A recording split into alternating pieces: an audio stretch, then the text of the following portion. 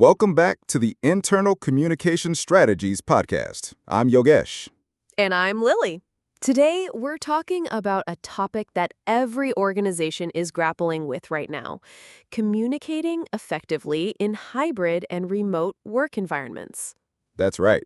The world of work has changed dramatically in the past few years. Remote and hybrid teams are now the norm in many industries. But many organizations are still catching up when it comes to internal communication. Absolutely. Just because we're all using Zoom or Slack doesn't mean we're communicating well.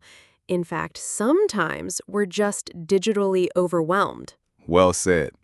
So in today's episode, we're going to cover the unique communication challenges of remote and hybrid teams, strategies to overcome distance and digital fatigue, the intentionality and virtual communication, tools and channels that work best, creating connection and culture across distance.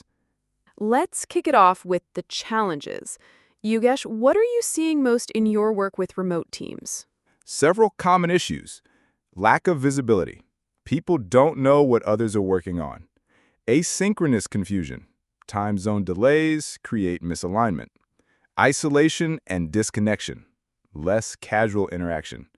Tool overload. Messages spread across platforms.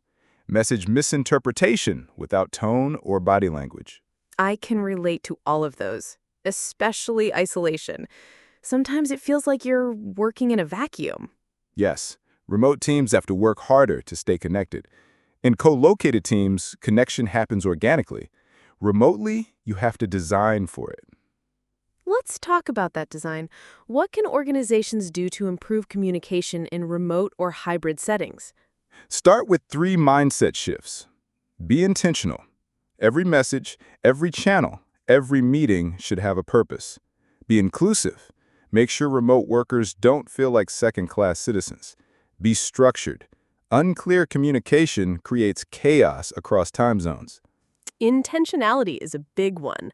I've seen teams default to back-to-back Zoom meetings with no time to reflect or process. Exactly. That leads to video fatigue and surface-level engagement. Instead, mix synchronous and asynchronous communication intentionally. Can you break that down? What's the right balance? Sure. Use synchronous, real-time, for decisions, emotional discussions, or brainstorming. Use asynchronous, time-shifted, for updates, documentation, and prep work.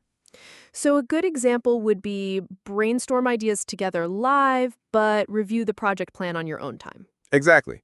And communicate how you expect people to engage. For example, please review this doc by Friday and leave comments. What tools support asynchronous communication well? A few great ones: Notion or Confluence for documentation, Loom for video messages, Slack threads or Teams channels for structured conversations, and Asana or Trello for task updates. And what about maintaining visibility? It's easy to feel invisible when you're remote. True, you need to over-communicate progress and recognize contributions publicly. Use stand-ups, dashboards, or regular team updates to make work visible. And on the emotional side, how do you build connection remotely? Build rituals. For example, weekly check-ins with a personal question, virtual coffee chats, donut pairings, random team chats, celebrating wins in a shared channel. We do Win Wednesdays at my company. People post one thing they're proud of, work-related or personal. It's surprisingly uplifting. That's a great example. Remote culture is built in the small moments. If you don't create space for them, connection erodes over time. Let's touch on hybrid teams. They add a layer of complexity. How do you ensure remote employees aren't left out? Design with the remote-first mindset. That means don't assume physical attendees have more access. Make meetings virtual first with good audio and video setup. Share meeting notes and recordings. Rotate hosting and participation formats. I've seen hybrid meetings where the in-person team has side conversations the remote folks can't hear. It's frustrating. Yes, and it creates communication inequality. Hybrid meetings must be designed to include everyone equally. So, to recap, The keys to remote and hybrid communication are intentional message design, balance between async and sync, tools that support clarity and collaboration, creating human connection at a distance, inclusive meeting and team rituals. That's exactly right.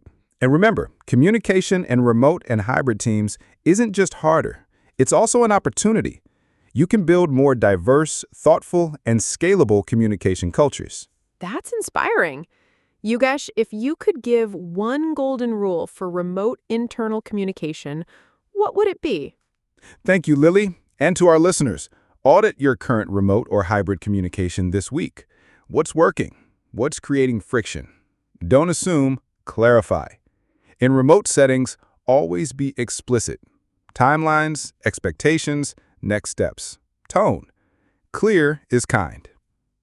If you found this episode of Corporate Communication useful, don't forget to join us, leadershipacademy.tagbizsutra.com. Do share it with your friends and colleagues, and leave your review. Until next time, keep listening and keep learning.